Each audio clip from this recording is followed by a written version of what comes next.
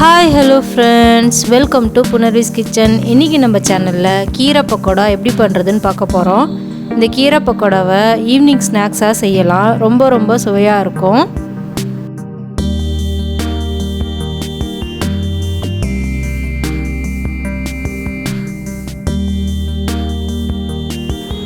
இப்போ எப்படி பண்ணுறதுன்னு பார்க்கலாம். இப்போ ஒரு பவுலில் 1 கப் அளவுக்கு கடலை மாவு சேர்த்துக்கலாம். 2 ஸ்பூன் அளவுக்கு அரிசி மாவு சேர்த்துக்கலாம். 1 ஸ்பூன் தனியா.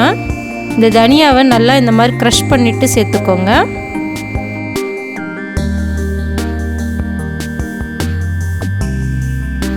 ரெண்டு பச்சை மிளகாய், 2 வெங்காயத்தை நீளமாக கட் பண்ணியது இதில் சேர்த்துக்கலாம். 1 கப் பொடியாக கட் பண்ணிய அரைக்கீரையை இதில் சேர்த்துக்கலாம். அரை ஸ்பூன் மிளகாய்த்தூள், அரை ஸ்பூன் உப்பு, 1/4 ஸ்பூன் ஆப்ப சோடா, அரை ஸ்பூன் இஞ்சி பூண்டு விழுது. தண்ணி சேர்க்காமல் இதை நல்லா கலந்துக்கலாம்.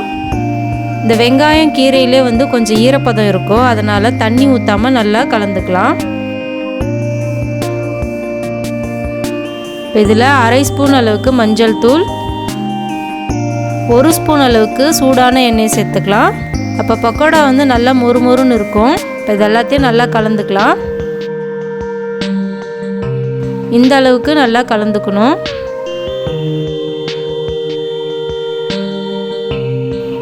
இப்போ எண்ணெய் நல்லா சூடாக இருக்குது. இப்போ மாவை கையில் எடுத்து இந்த மாதிரி பிசைஞ்சு போடணும். அப்போ தான் சின்ன சின்ன பீசஸாக விழும். பக்கோடா போடும்போது ஸ்டவ் ஹை ஃப்ளேம்லேயே வச்சு போடணும்.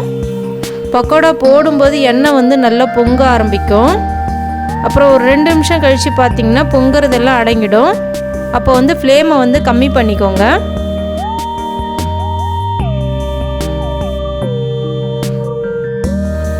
இப்போ பாருங்கள், எல்லாம் பொங்குறதெல்லாம் அடங்கிடுச்சு.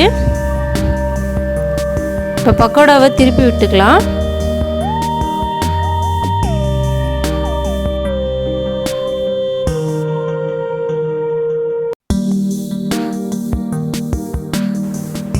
இப்போ எல்லா பக்கமும் நல்லா ஃப்ரை ஆகிடுச்சு. இதை எடுத்துடலாம். இப்போ நம்மளோட கீரை பக்கோடா சூப்பராக ரெடி ஆகிடுச்சு.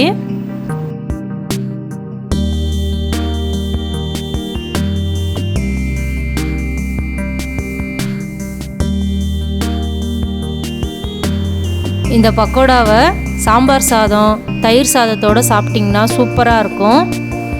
நீங்களும் இதை வீட்டில் ட்ரை பண்ணி பாருங்கள். உங்களுக்கு இந்த வீடியோ பிடிச்சிருந்தால் லைக் பண்ணி சப்ஸ்கிரைப் பண்ணுங்கள். நன்றி. பசித்து ருசித்து சாப்பிடுங்க.